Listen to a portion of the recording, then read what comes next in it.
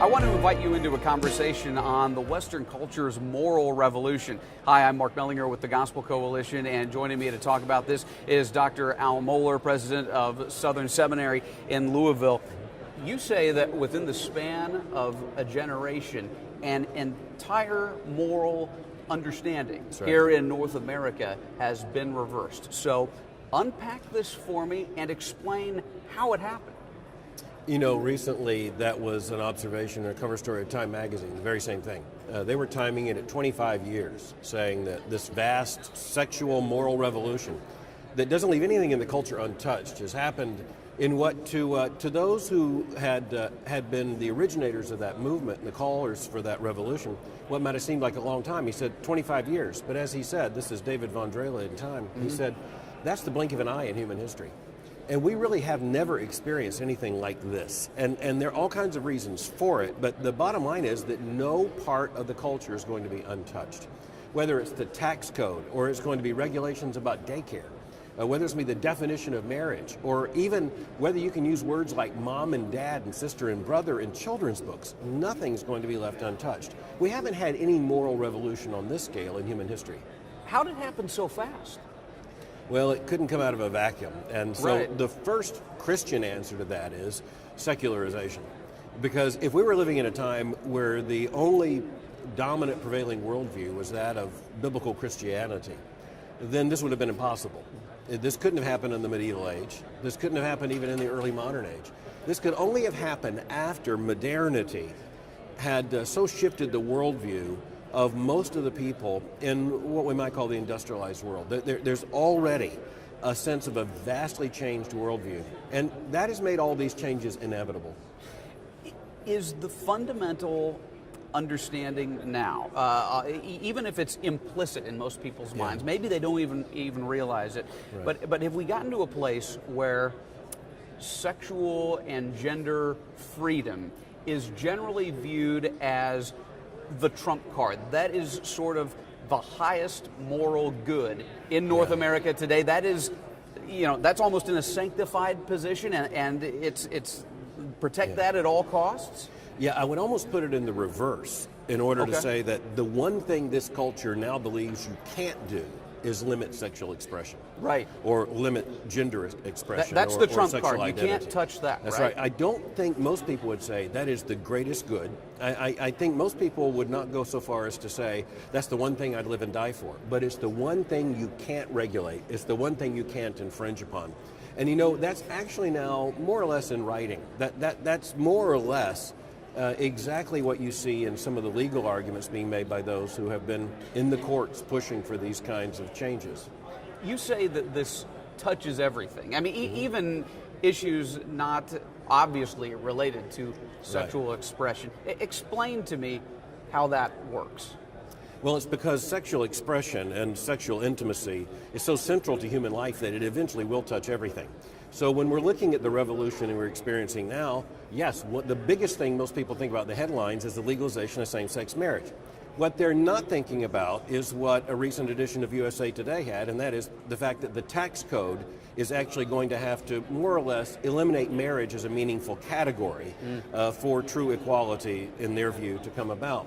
But it comes down to things like what are the regulations that bureaucrats put in place for daycares? Or for that matter, what does the NCAA decide are the membership requirements for participating schools in the NCAA when it comes to housing, hiring, and accommodations, when it comes to gender identity and the whole LGBT revolution? But it's even more basic than that. When you're writing a children's book now, and you want it to be distributed to the public, you hope for it to have some public impact, can you actually use the word mom and dad? When you picture a family, can you have a mom and a dad and their children?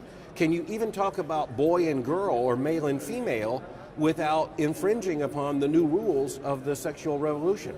Mark, one of the things we're going to have to watch is that this revolution will have to, in some sense, try to achieve a new normal on the other side.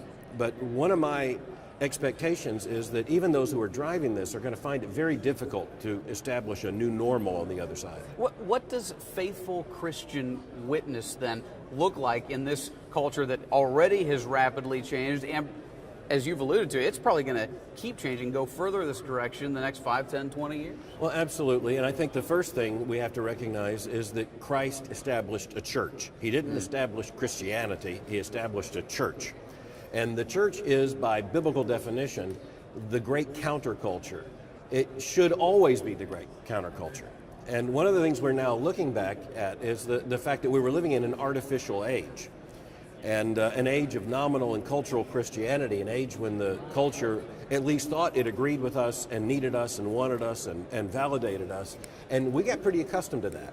But the Christian church, when it has been depicted in the New Testament, and when we see it on its growing edge where it's found in the world, is not found where it's in cultural comfort, but in cultural discomfort. And the church, as that great sign of contradiction, is going to be the great challenge for us, how to be a truly Christian counterculture. So help me with this then. There are still a lot of Christians who would like to really keep the pieces of the old moral understanding that are still there in place, the few that seem to be there, or would like to fight to win the old moral understanding back in some ways. And most of this, I guess, would be in the realm of politics. Sure. What would your counsel be to those Christians? Is that fruitful in this day and age? Well, whether or not it's fruitful, done in the right way, it's faithful. I mean, if we really do love God and love neighbor, then we hope for, pray for, and we must strive for a social order that will lead to human flourishing and to human happiness. We don't believe that's going to happen by joining and validating this revolution. We also don't operate on the false hope that somehow we're just an election away from national revival, or from somehow just one clincher argument from the culture agreeing with us. So it's a long, persistent faithfulness. There are public policy issues that we've got to speak to, and we need to speak to them, but we've got to speak to them without the triumphalism that has so often, frankly, marked Christians in the public square, and without the hurt feelings and the sense of cultural loss that builds a lot of resentment among Christians. We don't have any right to be resentful. We weren't promised the culture. So, okay, let's end it here. In terms of practical application, what are you telling your students right now at Southern as you prepare them to hopefully live in this culture and raise families and be good church men and women for the next 50 or 60 years? One or two pieces of practical application that you think will serve them well in the coming decades? You know, I think one word is obviously that faithfulness is our goal. Faithfulness is our mandate. We're not promised success. We're not promised the culture.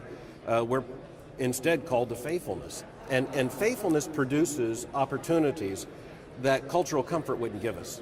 Faithfulness in this context is going to provide opportunities, again, as the church is that great sign of contradiction. When people say, well, why wouldn't you just join this revolution? Why wouldn't you break your own marital vows? Why are you so committed in this way to the family? Why are you people who gather together on the Lord's Day for worship? Why are you, by your own understanding, accountable to a moral authority the rest of us don't even recognize? There's some great opportunities for witness in this. And you know, again, where the church right now is in its leading edge, where it's growing, in sub-Saharan Africa and other parts of the world, it's not growing in a context of cultural comfort. It's growing in a context of cultural challenge. Sometimes that challenge is a matter of life and death. That helps to put our challenge into perspective. Dr. Al Mohler, thank you for the time, brother. Mark, it's great to be with you.